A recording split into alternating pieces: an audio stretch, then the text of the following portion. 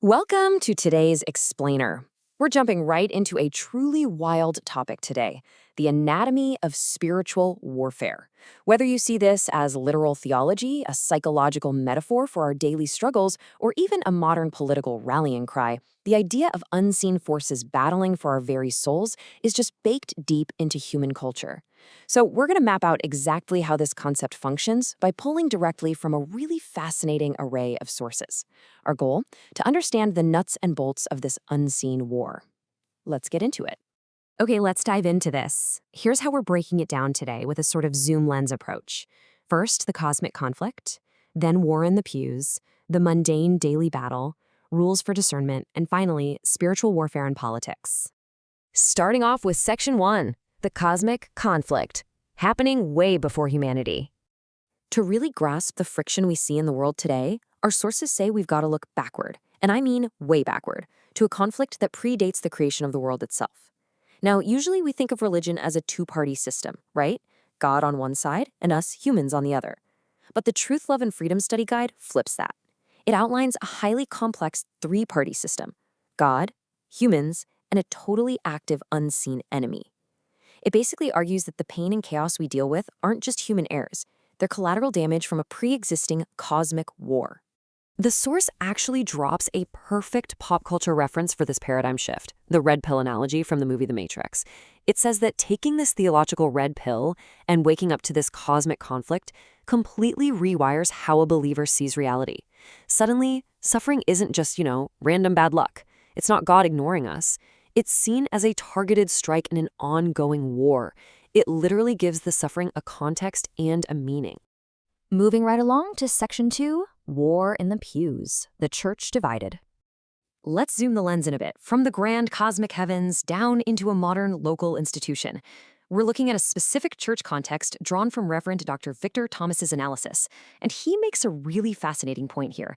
He says those totally normal, super frustrating problems in a community, arguing over the color of the sanctuary carpet, leadership squabbles, or just general burnout, well, they aren't actually normal at all.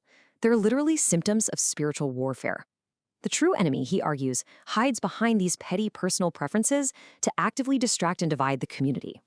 And this brilliantly illustrates the tactical nature of this worldview. Look at the enemy's game plan here, sparking division, fostering a lukewarm faith, and pushing this consumer mentality where folks just want to sit back and be entertained in the pews. But notice the prescribed biblical solutions on the right. They aren't dramatic movie exorcisms. They're incredibly practical, relationship-building actions. Open dialogue, personal devotion, treating the church like a shared mission. It's all about outsmarting the unseen enemy by doing highly visible, positive human actions. All right, zooming in even closer, Section 3, the mundane daily battle.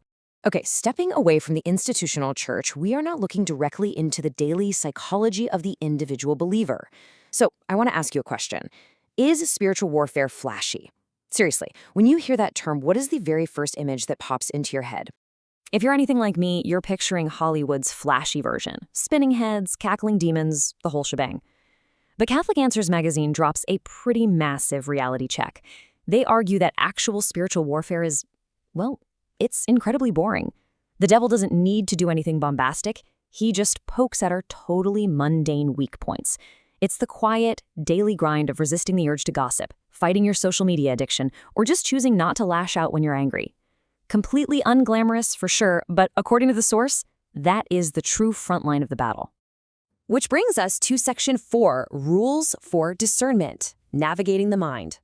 So if this battle is mostly playing out in our own heads, how on earth do we navigate it without losing our minds? For that, we turn to a historical framework, St. Ignatius's 14 Rules for Discernment. He breaks down exactly how these unseen spirits mess with our emotions. Let's look at a key term here: spiritual consolation. The text defines this as an inner movement where your soul is just inflamed with love. You feel this profound peace and you're drawn to heavenly things. St. Ignatius says this is the good spirit, actively guiding your emotions and decisions toward the light. But then we have the exact opposite, spiritual desolation. This is total darkness of the soul. You're disturbed, you feel a complete lack of hope, and you feel entirely cut off from the Creator. The idea is that the evil spirit's entire strategy is to plunge you into this state. And here is where it gets highly practical.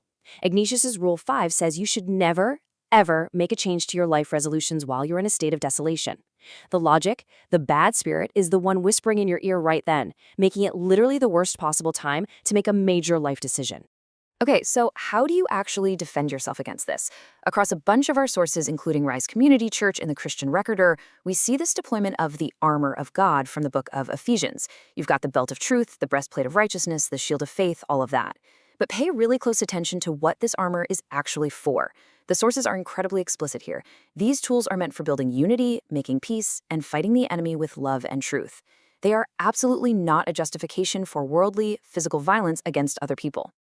And that takes us to our final stop, Section 5, Spiritual Warfare in Politics, Modern Society.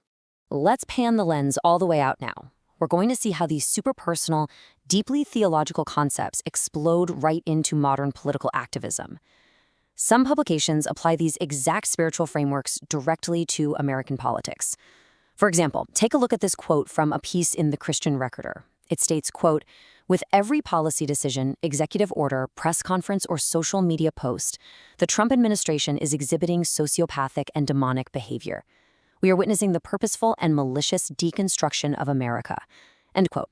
Now, to be clear, we are absolutely not here to endorse or debate that political viewpoint, but it is absolutely crucial to observe how the intense vocabulary of cosmic warfare is being used to frame contemporary politicians and policies as literal manifestations of unseen evil.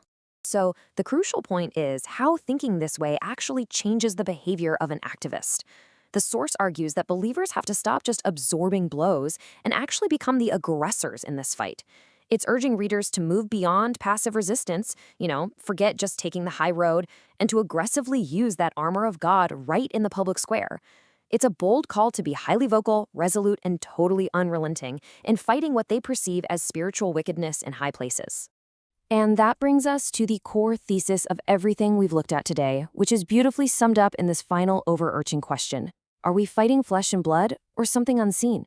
Whether you're looking at a church community that's splitting apart, your own personal struggle with daily bad habits, or our intensely polarized political landscape, these sources are inviting you to look at the world a little differently.